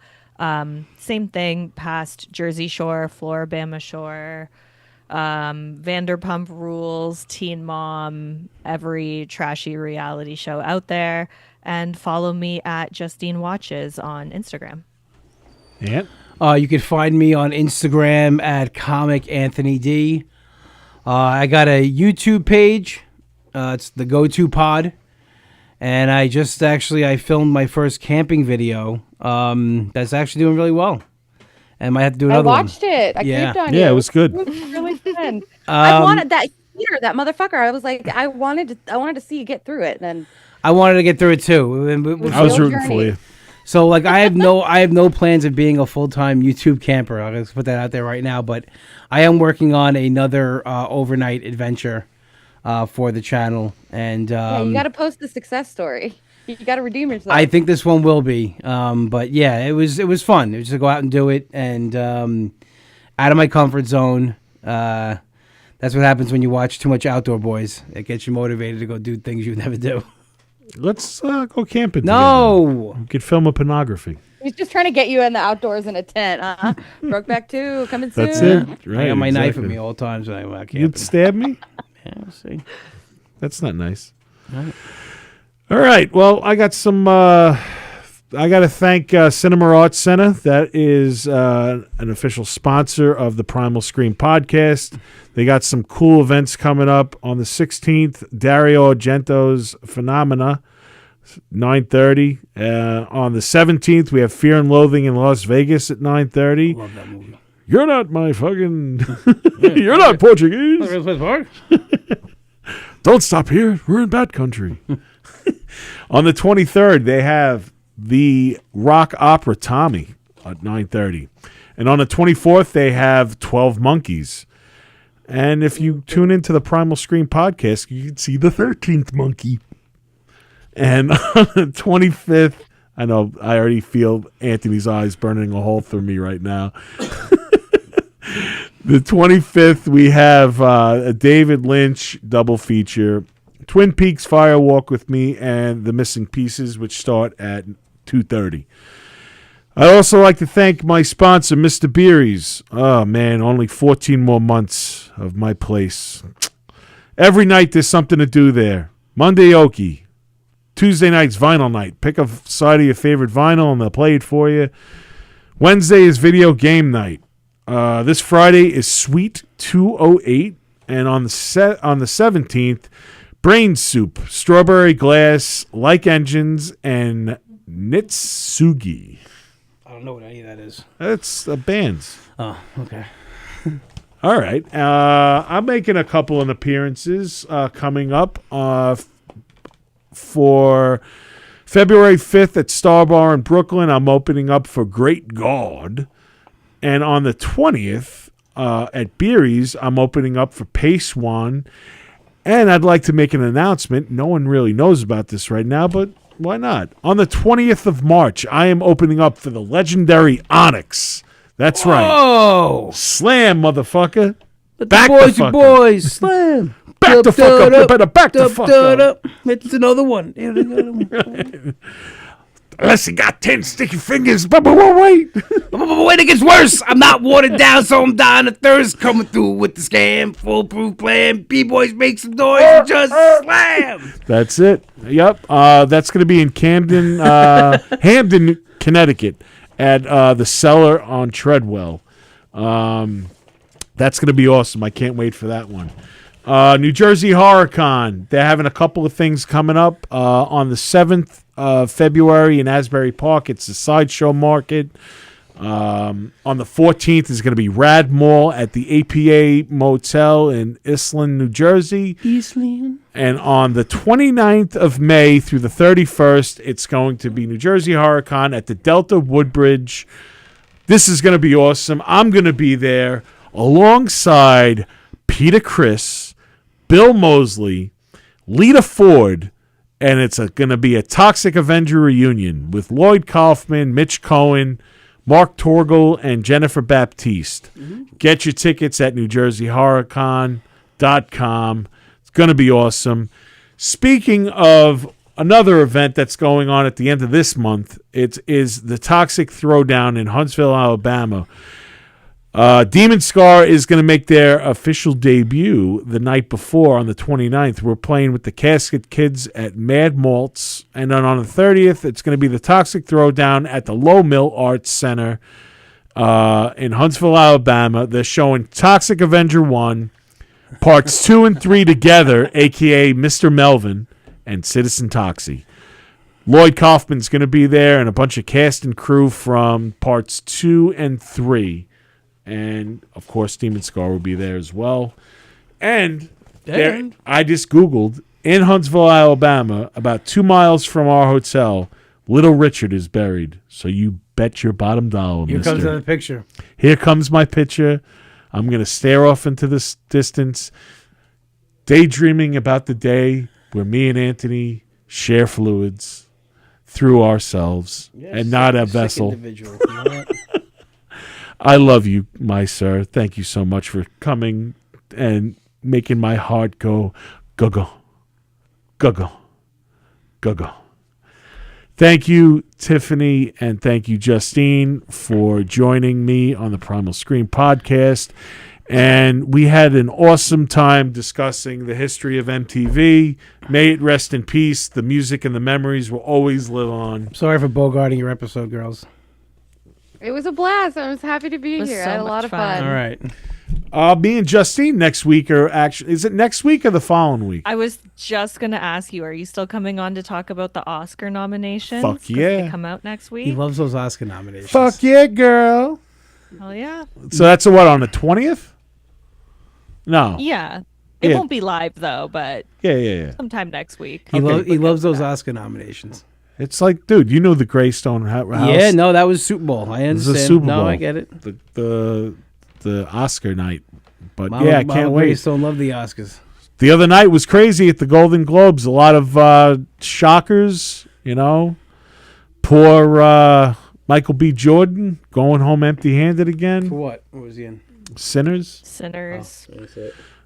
But very shocked that the what's her name, Tessa won for One Battle or Another or whatever.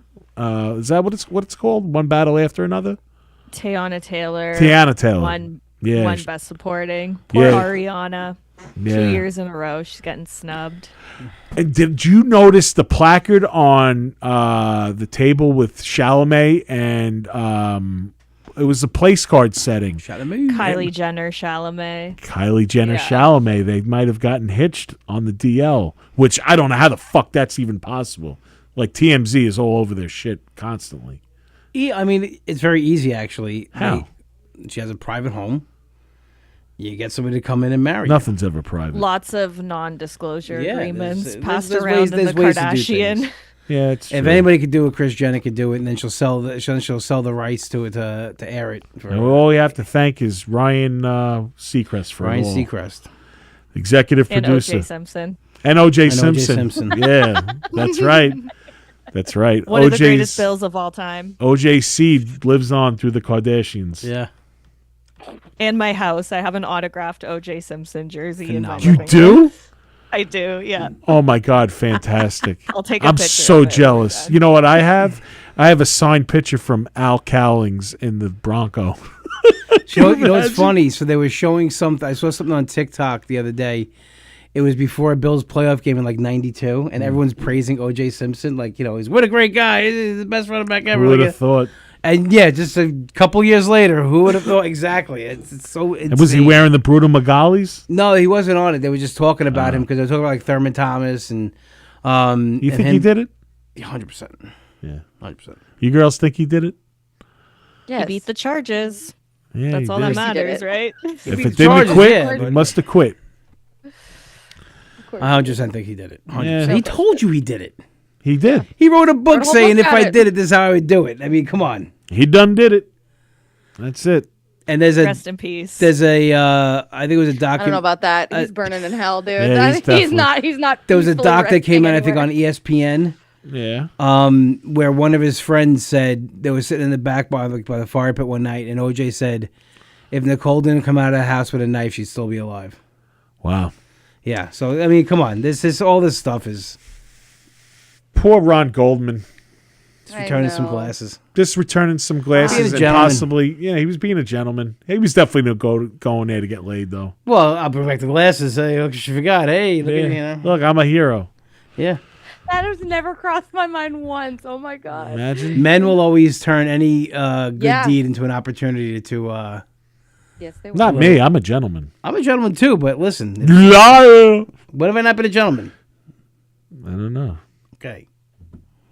Are you a gentleman? Nick's been trying to take you out all night. You're Right. not being very Well, gentlemanly with him. I'm not a gay gentleman. it's. It's no gay or straight. Who cares? I'm straight. We're friends. It's only gay if you make it gay. Do you okay? know It's only weird if you make it weird. John Wayne Gacy in the last miniseries did have a good point. Just close your eyes. You won't know the difference. With that being said, Never doing the podcast again. I'm never going to do a podcast again. That's it. No, I think of Mike Tyson where he's like, I'll fuck you till you love me. Oh, right? I'm waiting for Anthony to say that to me. I had a friend that said to we were at a comedy club one night, and my friend said it to another comic. He goes, and when I'm fucking you from behind tonight, it's not because I love you, but to establish dominance. That's what Tony tells me every week.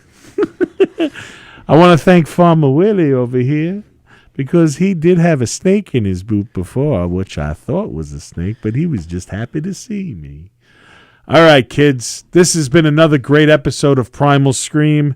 I want to thank everyone. Tune in next week because I'm going to have my good friend Lydia Manson on, and she's going to be talking about her new projects and everything. Again, this is Primal Scream. I'm Nick Graystone, and you're not. Later. Thank you for listening to Primal Scream. I'm Nick Graystone, a.k.a. The Nizza. Each week, Primal Scream is produced by Tony Walker and executive produced by Demon Scar. Always remember, nobody writes your story but you. Later.